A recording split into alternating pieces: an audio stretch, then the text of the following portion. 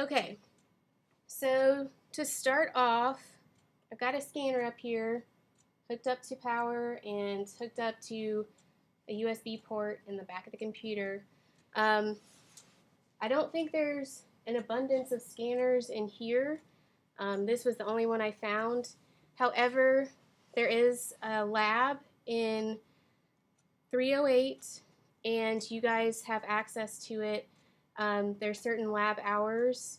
Those are posted outside the door. So when that lab is open, you can go in there and use the scanners. There's also this area called the print closet between 308 and 333. That's where we have our color printers and also a big ass scanner. So if you need to scan something large, you can use that scanner. All right, so I've got my drawing in there, and since we're doing black and white, I'm just going to scan in black and white. And by the way, in terms of programs you'll use to scan, I think most of the computers have image capture.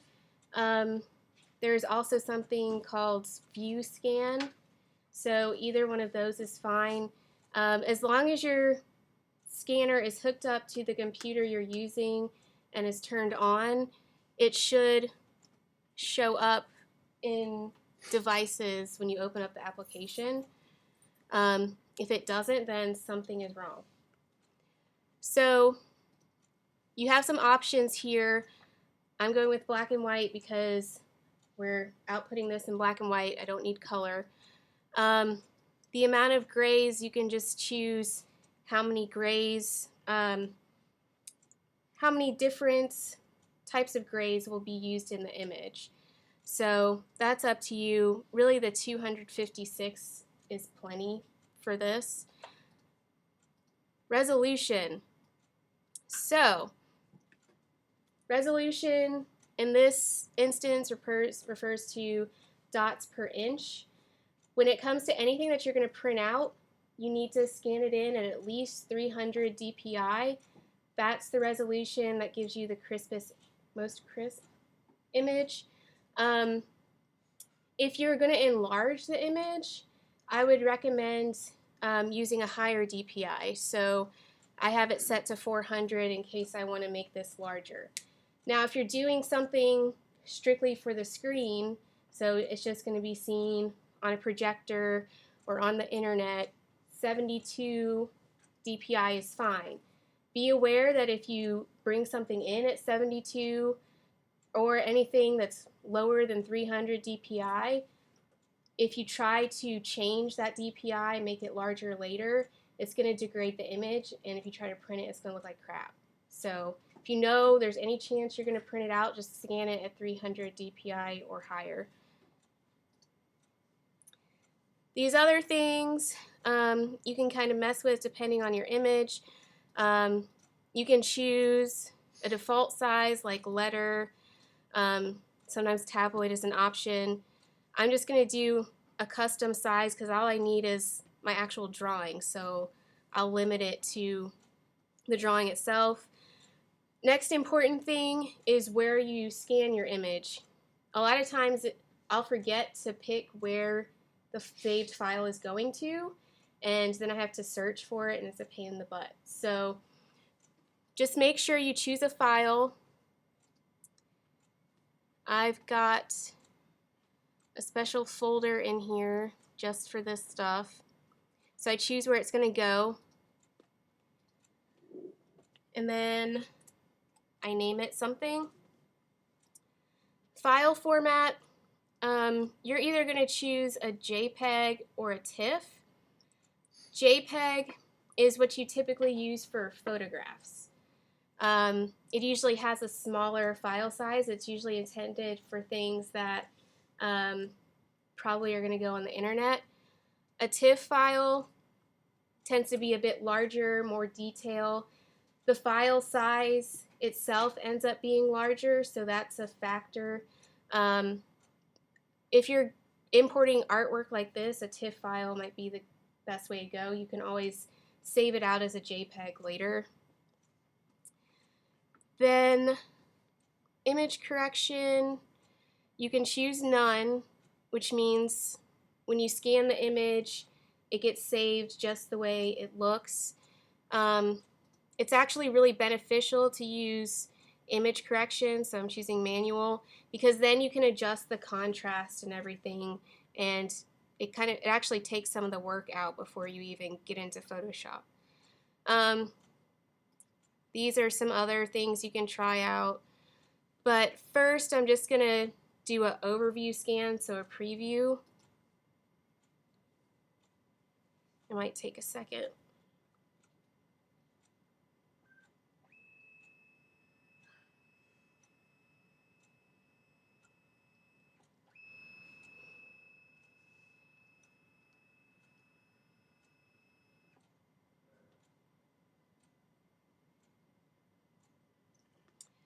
So this is what my image looks like. Since it hasn't scanned yet, I can actually click and drag and define a specific area to be scanned. So I'm just limiting it to my drawing itself. Let's see.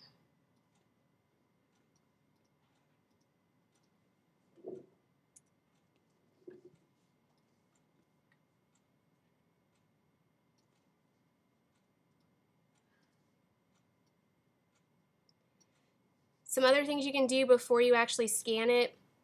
There's rotation angle. You can put in an angle to rotate the image, or you can manually rotate it. That's what this line in the center is for.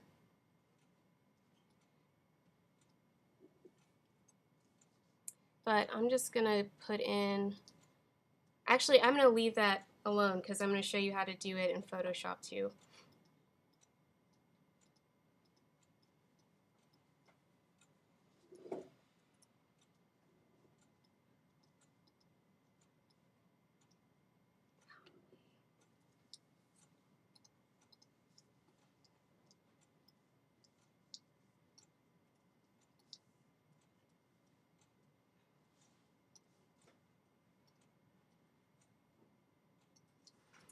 Okay, now I can go and look at image correction.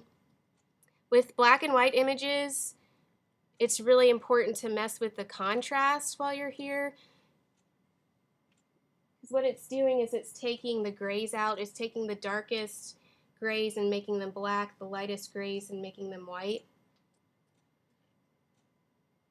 So I'll just go ahead and bring that all the way up. And then I'm not going to worry about this other stuff. So I'm ready to scan.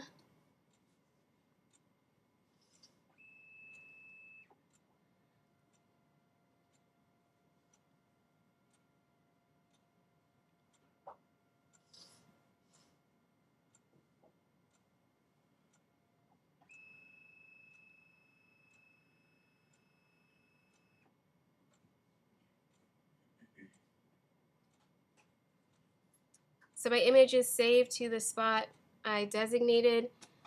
Remember to get your illustration off the scanner. People have lost some really nice stuff because they leave it on the scanner, so just remember to take it. Alright, so now I can get out of image capture and find my TIFF file, and I'm just going to open it in Photoshop.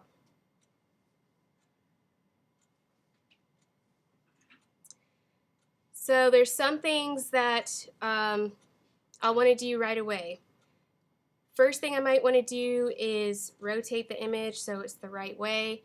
For that I go to Image, Image Rotation, and in this case I need to rotate it counterclockwise, so that's what I choose. And that puts it in the right orientation.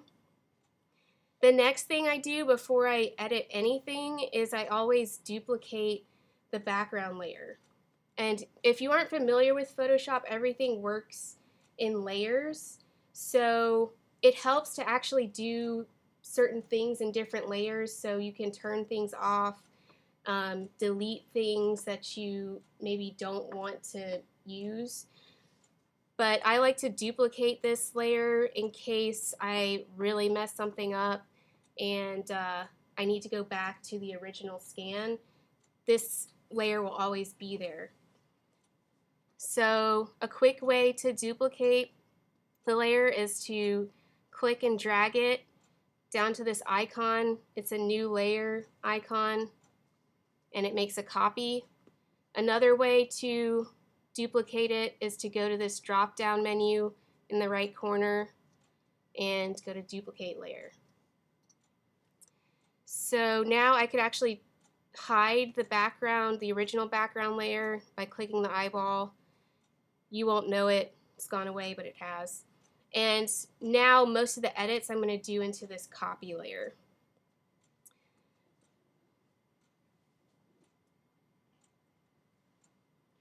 So if I zoom in on this, there's still some gray areas that I want to clean up.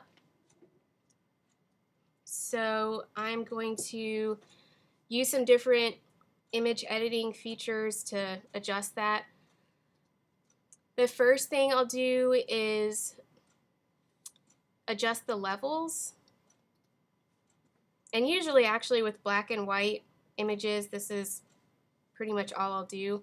It brings up this window and you've got a black arrow, a gray arrow, and a white arrow. Pretty much what you'll do is just move the two arrows on the ends until the grays are gone. So usually when you move the white arrow to the left, it takes any light grays and makes them white. You move the black arrow to the right, any dark grays turn black. And then this in the middle adjusts middle tones and shifts it towards black or white. So actually, it may help for me to zoom in and see how much is getting edited out.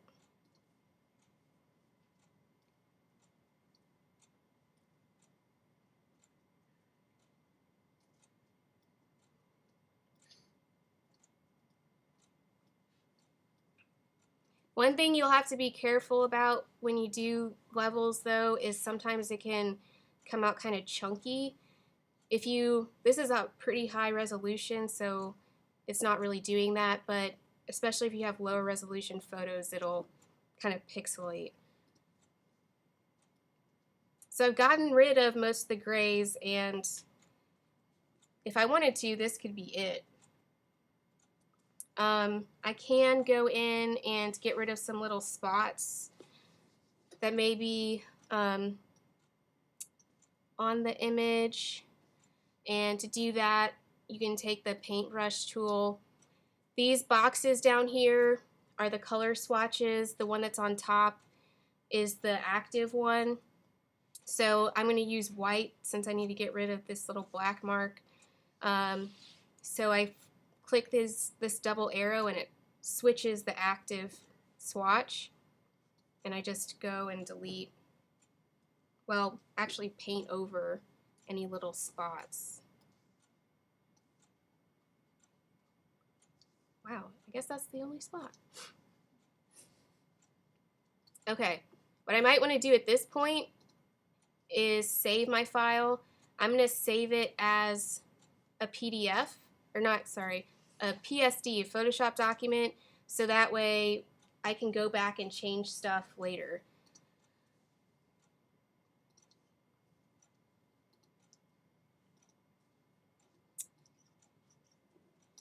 Okay, so from here, I need to change the size. I'm going to try to make the backgrounds completely black. And then I need to get this ready to export. So first thing I'll do is adjust the canvas size. So image canvas size. I think I told you guys 9 by 12. So I'm going to put in the width as 9 inches and the height as 12. These boxes down here determine where the image expands from. So if I just wanted to add an equal amount around the original image, I choose the center. If I wanted to add from the corner, I do that. So it just depends on what you want to do. The extension color, you could have it be gray, black, white. You could choose a different color. That's all up to you. I'm going to do white since the background is already white.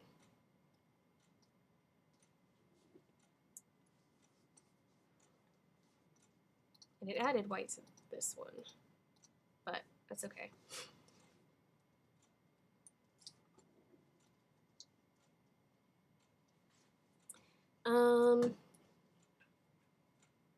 I guess one thing I can do too while I'm in here, let's just say I've got another image that I want to add to this one, because one of the great things about using tracing paper is you can have several different illustrations, scan them in separately, and then put them together in Photoshop. So let me show you how to do that real fast. So this is another drawing I've scanned in,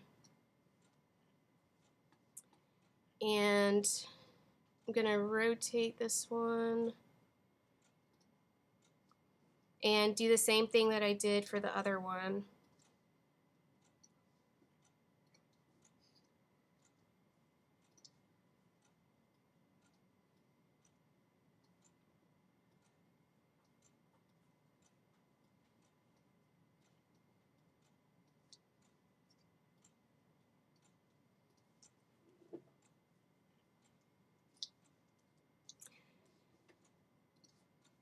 What I want to do is take this and bring it into this one. So I'm going to see if I can get rid of all the white so I just have the black lines. The way to do that, you've got a few options.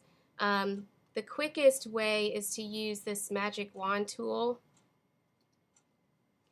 And once you click it, you've got some options that come up here. Tolerance has to do with how many pixels of a similar color are picked up when you use the tool. So if you've never used it before, you can just click somewhere and see what happens. So right now, there's these little marching ants going around any area that's white and isn't enclosed in any way. So the circle or the moon, it's actually not selected in the center because that area is completely enclosed. Same with all those little things. So what I'll do now, there's this option called Refine Edge. If I click on this, then I can preview what is selected.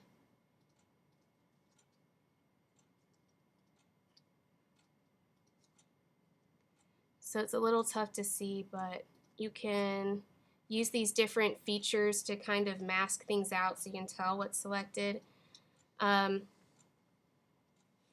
Sometimes what I'll do is I'll shift the edge so it selects a little bit more than the original selection, and that helps to get rid of some of the white that might have been selected by accident.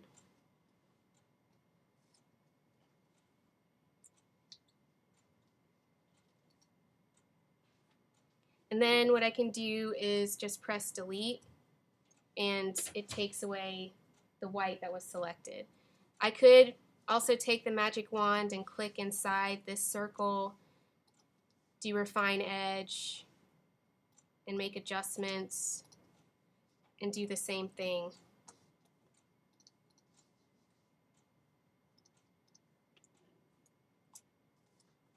But let's say this is what I want. I'll save this one as a Photoshop document really fast. And actually, I think this is upside down. Yeah. I guess. I don't know. Like the other way Yeah, I don't know. Whatever. So all I have to do is actually click and drag this into the image that I want to put it into. So I go and take the arrow tool and just click and drag, and it'll drop into that image. Now, since I'm working with layers, and let's say I want this to be behind the dog, I just have to click and drag that layer underneath the dog layer. Of course, you can't see it now because you still have the white, but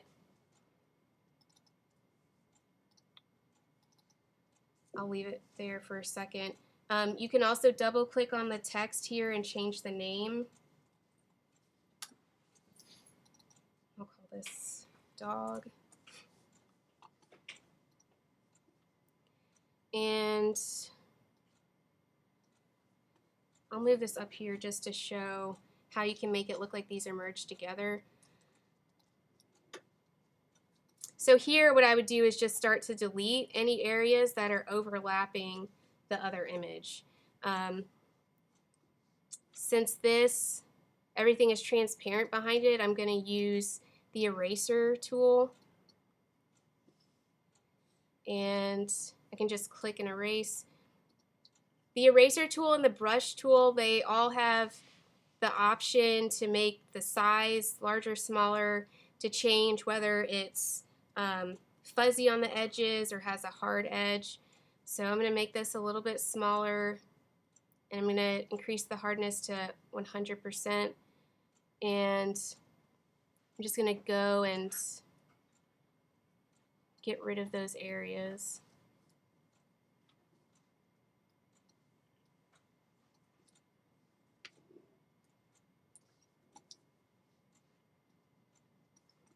So now it actually looks like that is behind the dog. So pretty easy. Okay, but what I actually want to do is go and make everything outside the dog black. So I'm going to hide this.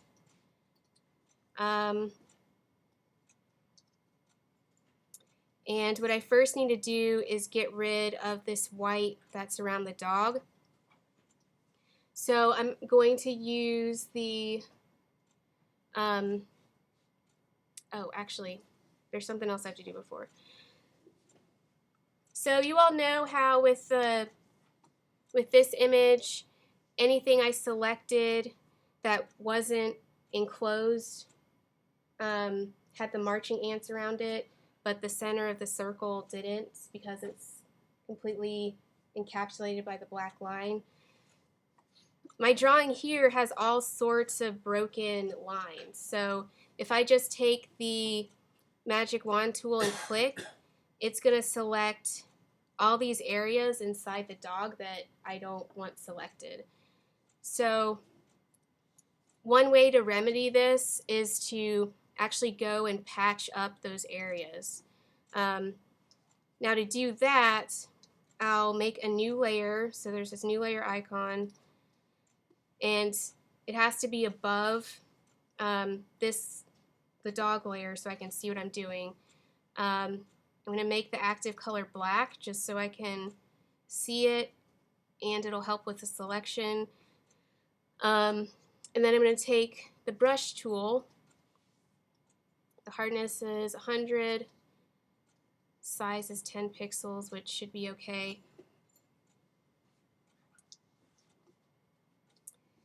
And I'm going to go around in this layer and just kind of connect the outer parts that aren't connected.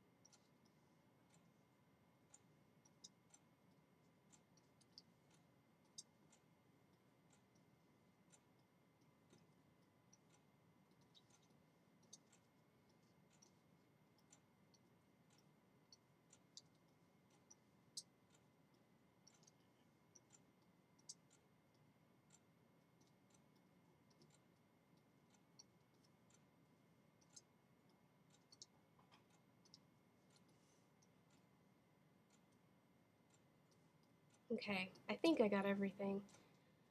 So now I can test this out and see if when I do the magic wand tool, it'll select what I want it to select. Two things that I want to make sure are selected up here at the top are sample all layers, so it'll act like these two layers are merged together when it's selecting the areas. And then contiguous also helps to make sure that things I want selected get selected. So I click now, and I guess I did pretty well because none of the interior part of the drawing are selected. So now I'm going to go to Refine Edge, and I'll zoom in this time so you guys can see what these options do.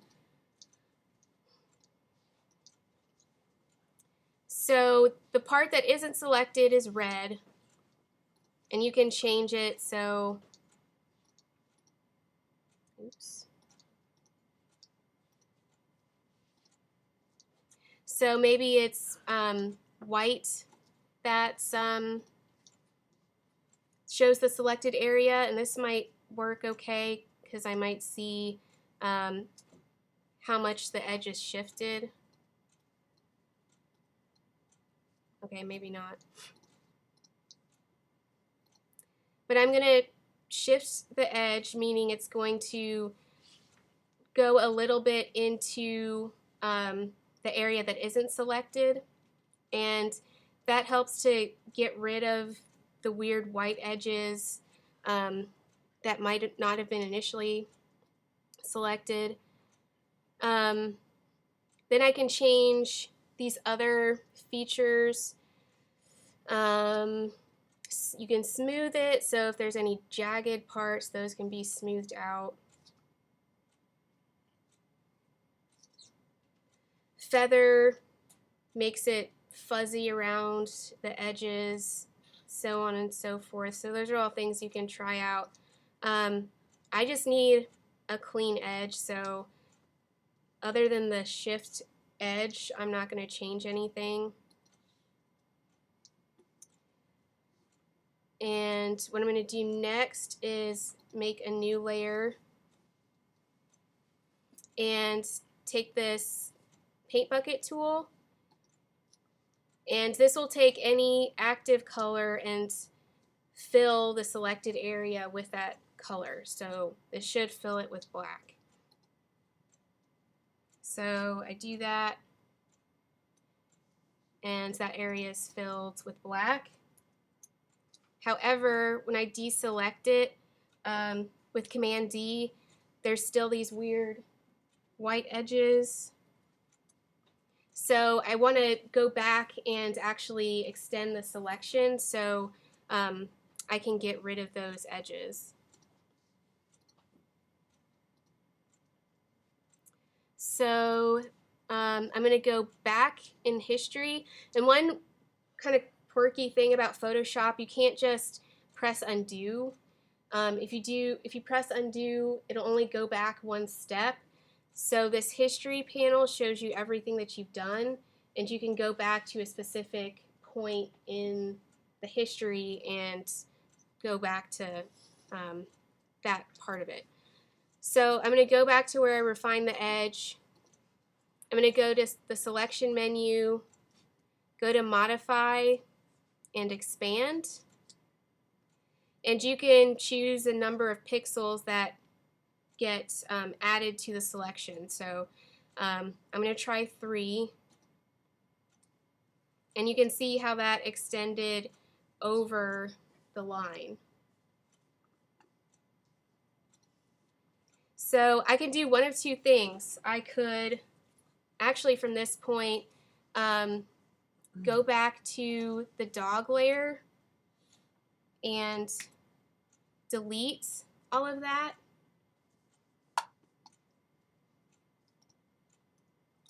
So now everything is clear, and I could put all the black in the layer behind it.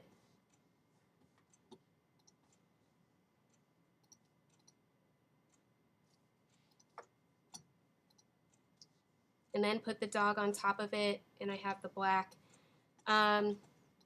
Another way would be to do what I was trying to do earlier, so make a new layer in front of this, and I can add to the selection I already have. If I hold down Shift, there's a little plus sign that shows up next to the tool when I hold down Shift, so that means I can add to the selection. So I click on where I want to add, and it selects everything else outside of the original image, and then I can take the paint bucket tool. I'll turn these off for now, and it'll fill up everything in that selected area, and then I can show the dog again. And since I expanded it, it got rid of those white marks, so that worked out pretty well. Okay, so if you are going to have something that goes all the way to the border of the image, so this black goes all the way to the edge, I actually need to add something called a bleed. What a bleed does is it makes it so when I print this out and trim it, even if I have a really crappy cut, there'll be black going all the way to the edge, and you'll see why this is important when I show you how to mount this. So while I'm in Photoshop, I can add a bleed simply by going to canvas size again and adding 1/4 inch. Oops, that's not what I wanted. I'm going to add 1/4 inch to each dimension. Hopefully this will actually show up. So the extension will be black. That still didn't do it. Alright, so I can do that, and then I'll take the paint bucket tool again and just fill in that little area with black. And so I'm done with this. I'm going to save it. Next thing I'm going to do is I'm actually going to take this to Illustrator so I can put crop marks on it so I know where to trim it when it's printed. So you can just leave it saved as a Photoshop document. If you want to, you could save it out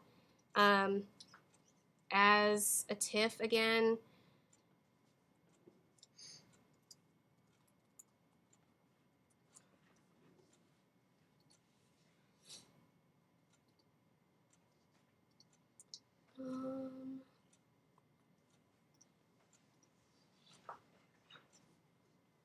Okay.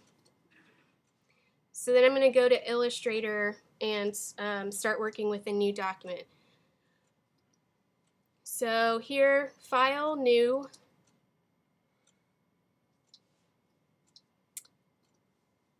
You can choose a specific document profile. The print profile is set up for print colors, so using cyan, magenta, yellow, and black. So for this project, you want to use that. You can change the unit to inches so you can understand what it actually is measuring. And I'm going to actually put in the size, final size of the document. So I'm going to put in 9 by 12, and then the bleed. Since I added 1/4 inch to each dimension, I'm going to do a bleed of 1/8 inch. So it's still adding 1/4 inch to the width and the height.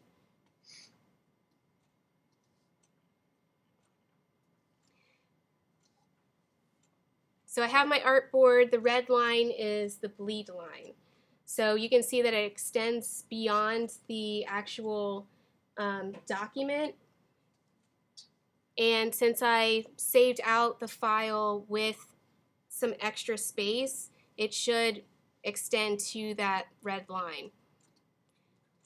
So what I'll do now is I'll go to File and Place,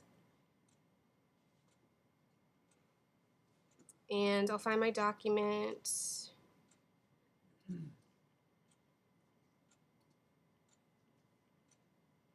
I choose place and it puts it right in there.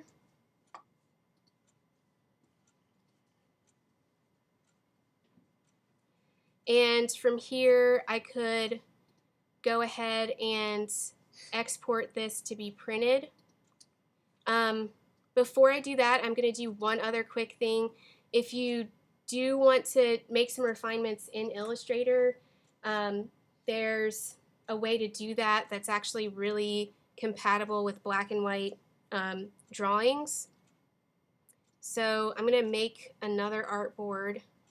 This tool over here that looks like a square with tick marks on the outside of it is the artboard mode.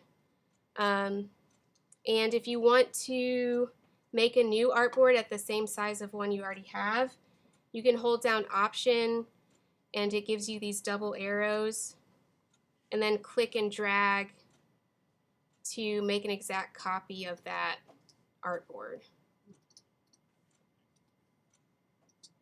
So I'm going to duplicate this. I'm going to get rid of this image and put in a different TIFF file because you'll be able to see stuff better.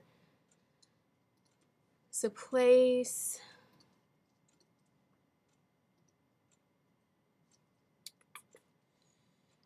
Yeah, I could use this one. So I'm going to put this one in here. And since this is an image I brought into Illustrator, it's got these blue lines through it. I can't do anything with this in Illustrator right now.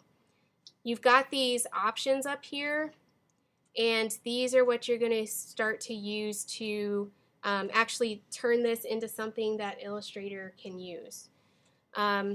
So what we're going to be doing is using Live Trace. It's called, I think, Image Trace if you're using Creative Cloud. I actually go to the drop-down menu here and use this. So Object and Live Trace and Tracing Options.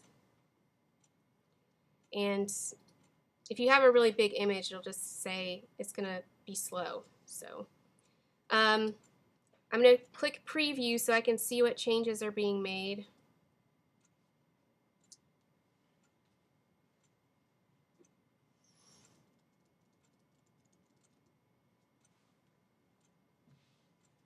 And I don't know if you all saw that, but it smoothed out the original image. Let me go back and zoom in.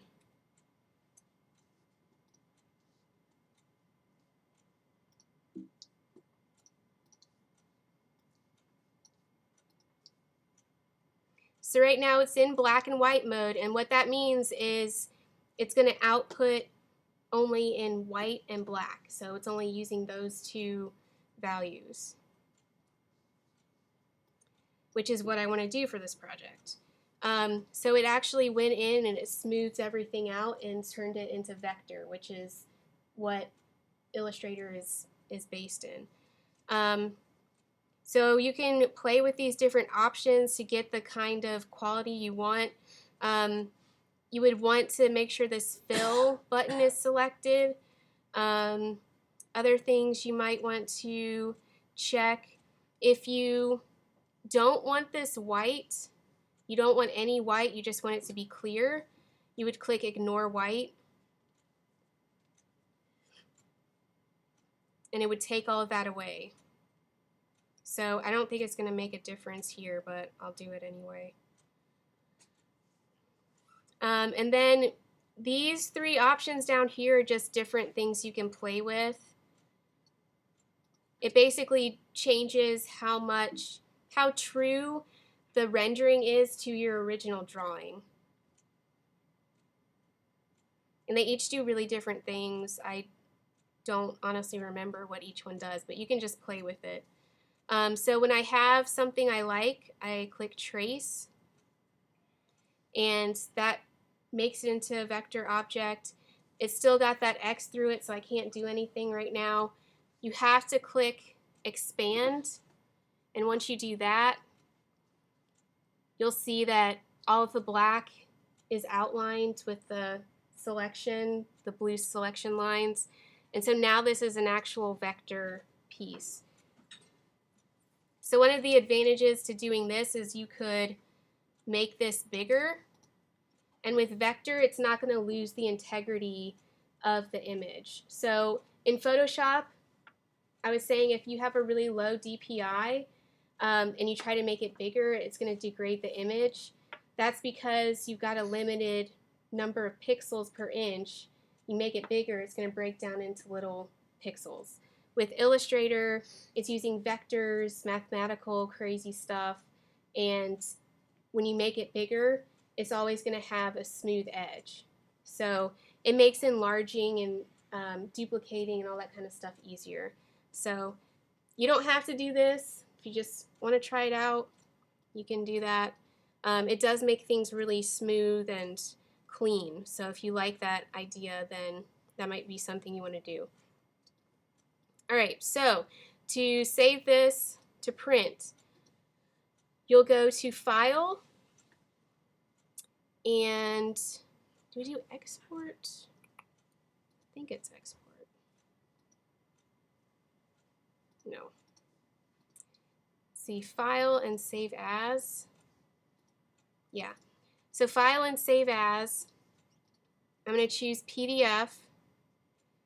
And I've got two artboards here. I'm only going to export the first one.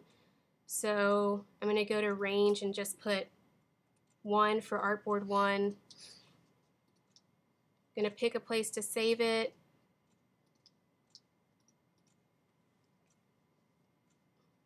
And click Save. Since this is a image for print, I get these options here. The things you might want to adjust, I usually do high quality print for anything I know that's going to be printed out. And so that changes it so the image automatically is 300 DPI. It's the standard quality for things that get printed. So that's under compression when you see what DPI it is. The other thing you need to go to is marks and bleeds. And what you need are trim marks. If you don't have trim marks, you're going to have to break out your ruler and measure where you need to cut it out. You do trim marks, it tells you what you need to know. So you're going to select trim marks and then select use document bleed settings. So it's going to use the bleed I have for this document. And those are the two main things you have to do. So I'm going to click Save.